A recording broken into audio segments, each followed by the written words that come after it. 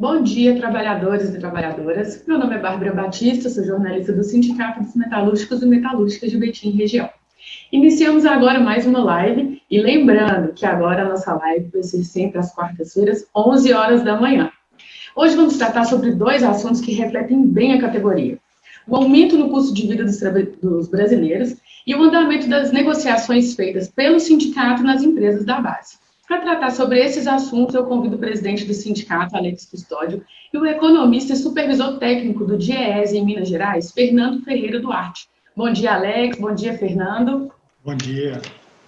Bom dia, Bárbara. Bom dia, Fernando. Bom dia a todos e todas que nos acompanham aí. E vamos lá para mais uma live.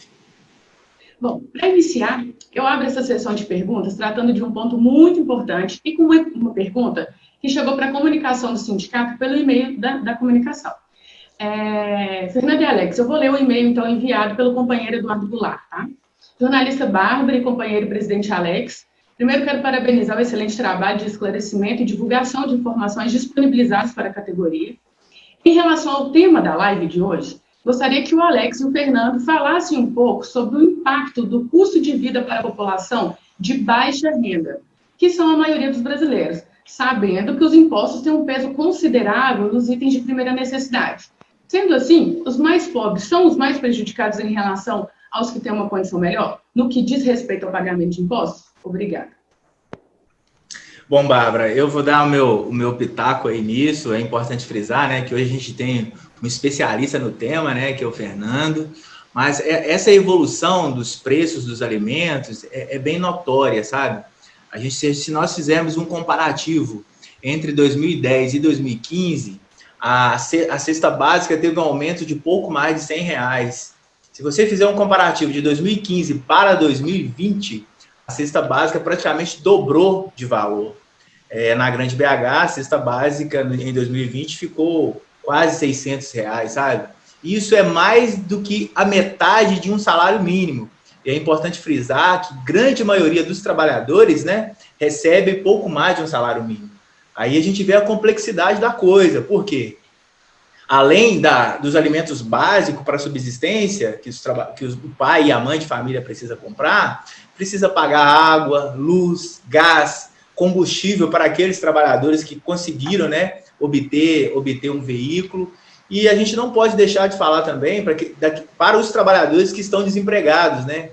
Que no ano passado teve um auxílio emergencial, que inicialmente a proposta era R$200, mas devido a uma pressão da oposição no Congresso, o auxílio foi para R$600, certamente matou a fome de muitos brasileiros, e agora está esse dilema, sabe? Se volta ou não volta esse auxílio emergencial. Então é extremamente importante que esse auxílio emergencial retorne para aquelas pessoas que realmente necessitam.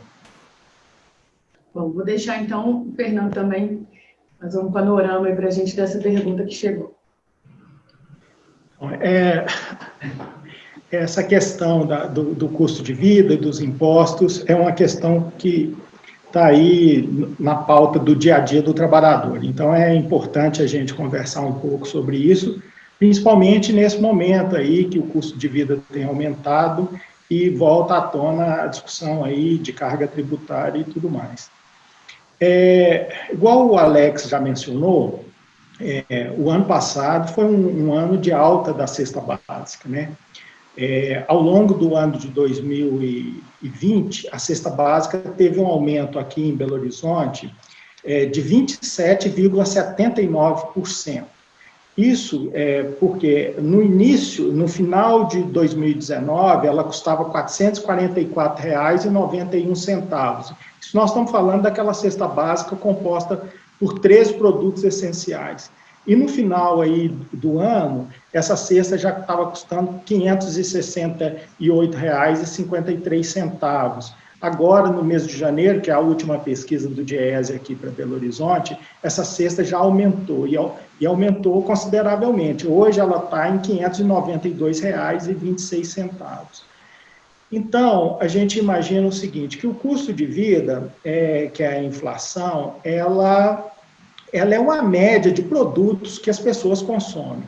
Dentro dessa cesta tem gastos com alimentação, com moradia, com vestuário e uma série de outros gastos. Aquelas pessoas de menor renda, elas tendem a concentrar, né? Trabalhador aí que ganha um salário mínimo, né? No geral, ele tem que gastar com o essencial, e essencial é comida. Então, quando você pega aí, ao longo dos últimos anos, o salário mínimo sempre conseguiu comprar 2 cestas básicas, né? Desde janeiro de 2009, de lá para cá, o salário mínimo sempre tinha dado conta de comprar mais de 2 cestas básicas. E agora, nos últimos 3 meses, o trabalhador não consegue sequer comprar 2 cestas básicas com salário mínimo. O salário mínimo hoje é de R$ 1.100, para uma cesta básica aí de quase R$ 600, ou seja, não dá para adquirir 2 cestas básicas. Então, é importante, né, o ouvinte ter, e o telespectador ter a noção de que quando, por exemplo, as pessoas falam de inflação de 5,5%, é que as pessoas sentem a inflação diferente, porque essa inflação de 5,5%, fechou o ano, no caso do INPC, de 5,45%, ela é uma média, né? Uma média de várias famílias. No caso de um trabalhador que concentra o seu gasto só com alimentação, por exemplo, se o consumo dele fosse somente cesta básica, a inflação para esse trabalhador é de 27%. Né? A gente não está falando que todas as pessoas têm gastos semelhantes, então isso é uma média. Para famílias da classe média, que gastam muito com combustível, é outro item que tem, nos últimos tempos, tido aumentos, principalmente do meio do ano para cá, tem tido aumento. E isso tudo vem contribuindo aí para, vamos dizer assim, para a chiadeira geral dos trabalhadores, né? Por exemplo, porque além da alimentação, qual que é o lazer geral de vários trabalhadores? É o churrasquinho no final de semana, né? É importante que as pessoas, né, reunião com os amigos e tudo mais. Nos últimos 12 meses, nós temos aí uma alta da carne de 31%, né? Então, isso tudo tem afetado muito. A discussão dos impostos, né, ela é importante ser feita porque, no geral, os impostos eles vêm muito nos itens de consumo, né? Nós temos uma carga tributária indireta, porque muitas vezes o trabalhador pensa assim, eu não pago imposto porque eu ganho menos do que o limite do imposto de renda e não declaro imposto de renda. Mas você está pagando imposto ao consumir os produtos, né? O que a gente chama de carga tributária, né, arrecadada de forma indireta. Na conta de luz tem imposto álcool, nos itens de consumo. Então, é por isso que o trabalhador, muitas vezes, chama atenção para o fato que os que ganham menos é que pagam mais imposto, né? Pelo fato dessa carga tributária estar diluída em produtos, bens e serviços que as pessoas consomem. Entendi. Fernando, a gente pode falar, então, você citou aí a questão do índice de inflação, né, que ele vai ser sentido de uma forma diferente a partir de cada, vamos falar assim, né, da classe média, da classe mais baixa, de baixa renda. Então, é equivocado a gente dizer que essa média que o governo federal divulga, ela é desproporcional à quantidade ao aumento nos preços desses itens de consumo, itens básicos de sobrevivência? Não, a gente tem que ter cuidado na hora de falar da pesquisa, porque assim, a pesquisa é o dado correto, vamos dizer assim. Por exemplo, quando a gente faz uma pesquisa de custo de vida, a gente faz ponderações. Por exemplo, o gasto total das famílias é o 100%, o que ela gasta é 100%. No geral, famílias de menor rendimento gastam aí entre 24% e 25% do seu rendimento com itens de alimentação. Então, se você dobra o valor dos itens de alimentação, isso vai dobrar aqueles 25%. Então, é um impacto. Então, por exemplo, o item combustível, né?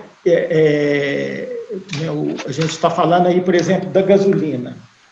A gasolina, ela tem um impacto no índice de 4,5% e tal. Então, se ela aumenta muito, ela vai influenciar só naqueles 4,5%. Se a pessoa trabalha todos os dias com o veículo, ele acaba sentindo mais aquela inflação e tendo a memória seletiva. Por exemplo, vou te dar alguns dados. Vestuário diminuiu de preço no último ano. Então, as pessoas não lembram disso, né? No caso do item, do próprio combustível, nós tivemos uma curva ao longo dos anos, ao longo do último ano, dado que o barril de petróleo lá pelo mês de abril despencou de valor, né? Hoje o barril de petróleo está $66, $65, mas teve um período lá em abril que ele chegou a custar $20 o barril.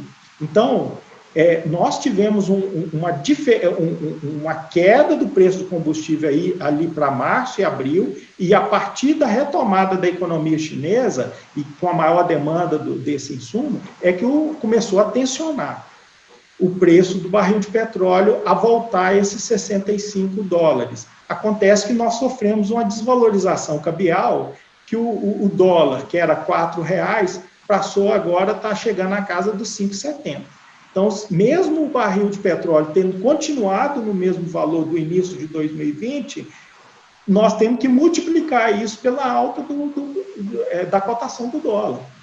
Entendi. No passado, só mais que eu acho que é importante, no passado, a política do governo Lula e Dilma era de segurar o preço do barril de petróleo em reais. Isso foi muito criticado. Por quem? Por grandes investidores que queriam que a Petrobras repassasse isso para o consumidor. Então, a partir do governo Temer, adotou-se uma nova política na Petrobras de repassar isso para a população. Então, isso tem que ficar muito claro que quando fala em Petrobras privatizada, é ninguém ter controle sobre o preço dos combustíveis. Isso é muito sério e nós estamos sentindo isso na pele nesse momento. Perfeito, Fernando. Fernando, eu agradeço a você pelos esclarecimentos e as informações.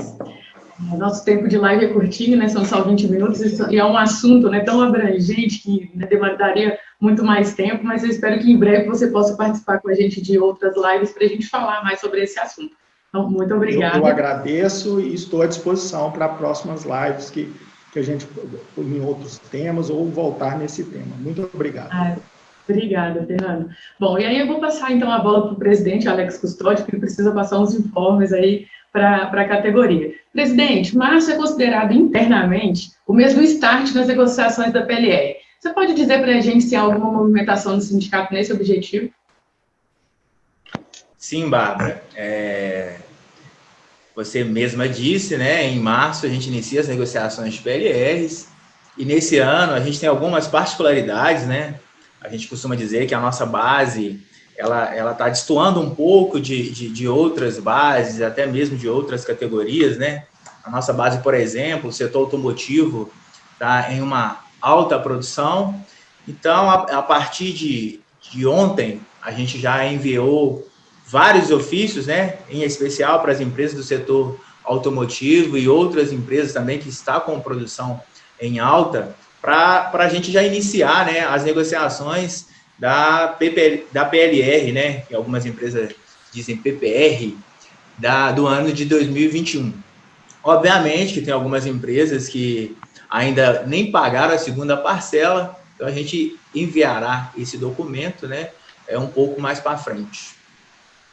Obrigada, Alex. Na última live você falou sobre as negociações em andamento. Como está a agenda da direção do sindicato em relação a essas reuniões com as empresas em negociação para esta semana? Bom, como a gente tinha informado na última live, a gente procurou algumas empresas, né, para tratar de temas específicos, né, como, por exemplo, a empresa Rossetti. A gente tinha enviado um documento solicitando uma reunião, foi agendada, será amanhã, a partir das 14 horas. Então, a gente já tem uma reunião agendada. A Texid também foi uma empresa que a gente procurou, né, com o intuito de negociar temas específicos. Foi agendada uma reunião para sexta-feira, para a gente tratar dos temas específicos, né, a partir das 15 horas da tarde. Então, para essa semana, são essas reuniões, sem falar da Stellantis, né, que é a Fiat, que também terá uma reunião na próxima sexta-feira. Perfeito, Alex. Também na última live, né, quem nos acompanha deve lembrar disso, enquanto a gente fazia a live, haviam reuniões mesmo, em andamento. Então, enquanto a gente tratava com esses assuntos com os trabalhadores, a direção estava trabalhando aí com a direção das outras empresas. Houve encaminhamentos em relação a essas reuniões? Sim, na verdade, uma empresa que a gente definiu o encaminhamento foi a VEG, porque é uma empresa que a gente tentou diálogo, né, para conseguir sanar os problemas internos. A empresa foi irredutível nos pontos que nós elencamos para tratar. Então, o nosso encaminhamento será tentar uma mediação na DRT. E após isso, se mesmo assim a gente não conseguir obter êxito, né, a gente vai para a justiça, porque é a última instância. Então, são esses próximos passos que nós faremos, né, com relação à empresa VEG. E ainda, né, para ser mais específica, alguns questionamentos têm chegado para a gente aqui no sindicato em relação à empresa ETA. O que está acontecendo com os trabalhadores e trabalhadoras da empresa e de que forma o sindicato está atuando para a resolução de possíveis problemas? Bom, Bárbara, na verdade, é uma denúncia que chegou para a gente até recebeu, né, com muita estranheza, porque não é normal uma empresa praticar tal situação. A empresa, no ano passado, todos acompanharam, a gente negociou PLR, campanha salarial, e na campanha salarial tinha o valor de abono. E o abono não se desconta imposto de renda, sabe?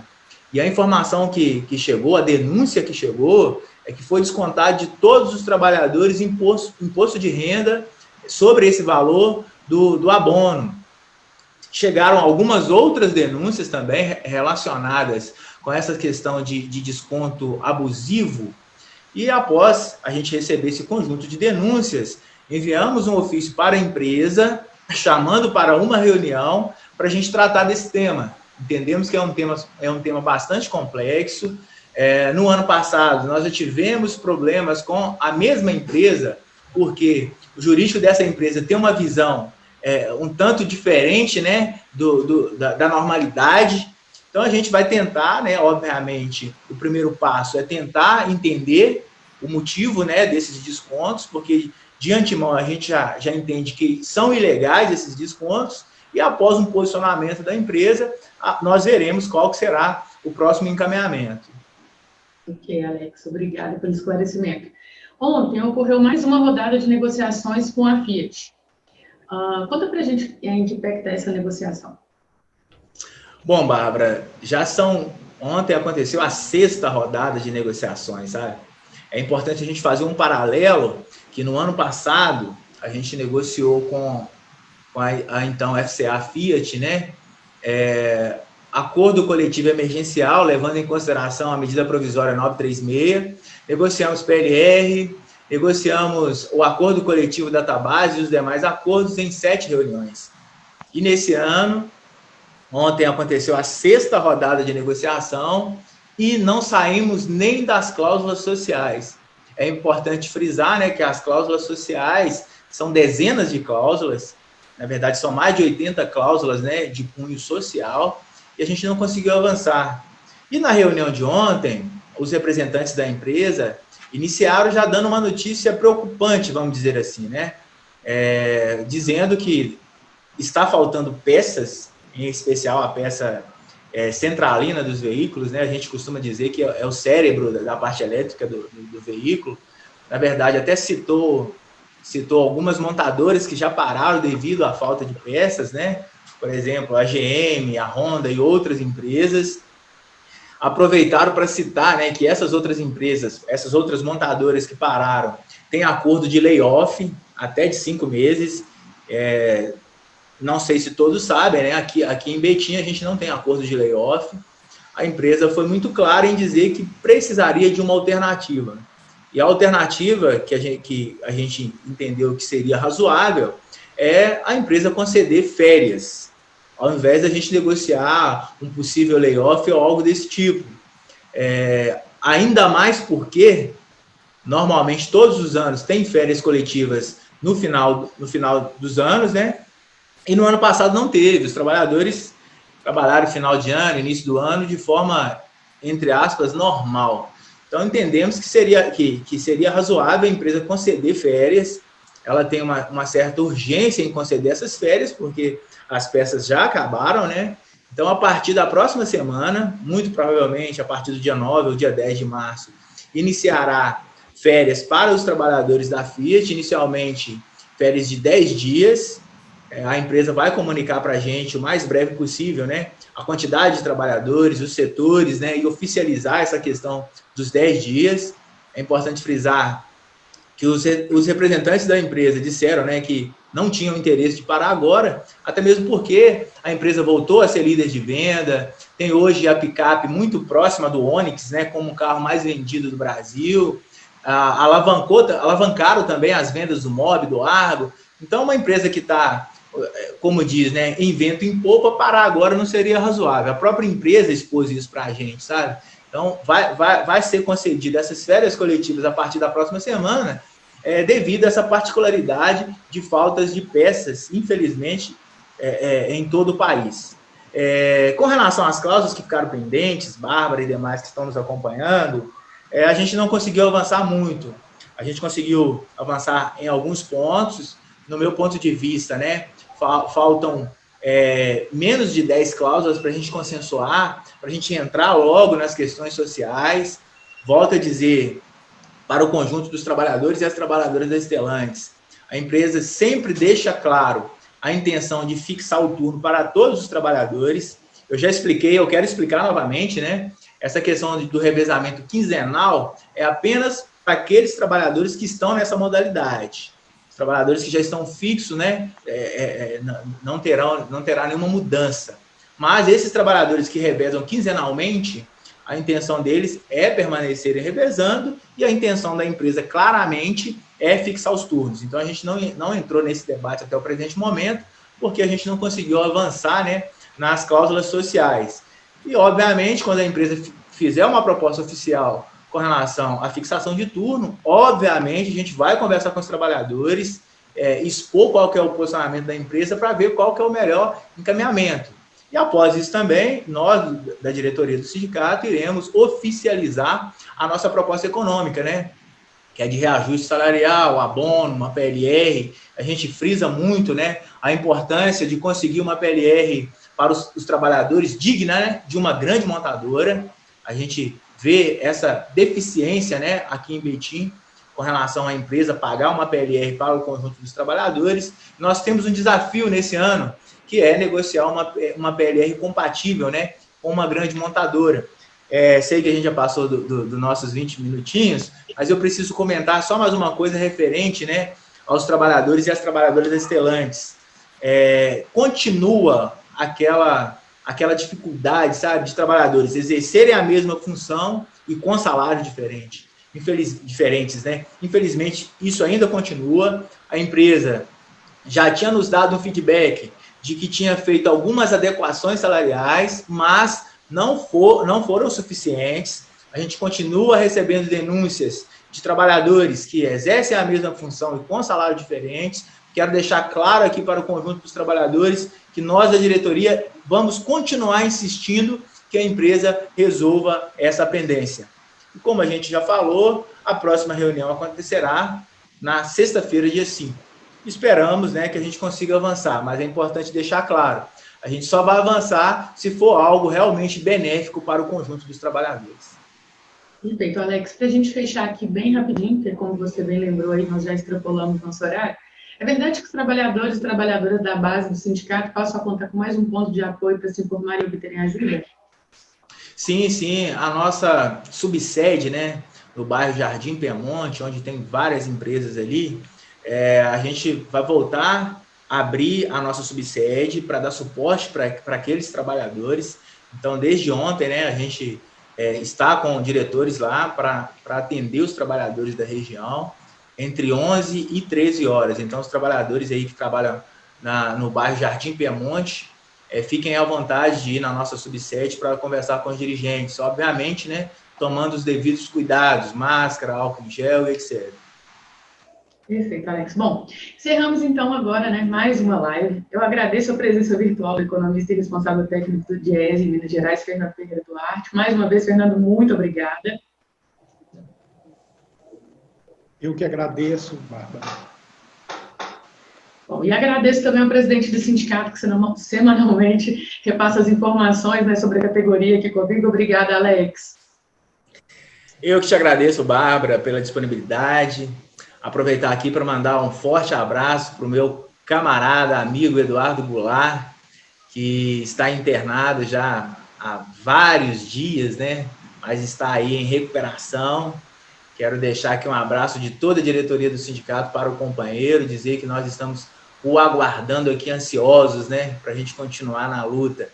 Quero mandar um abraço também para todos e todas que estão nos acompanhando através das nossas lives semanais e dizer que um até breve, né? E forte abraço a todos aí.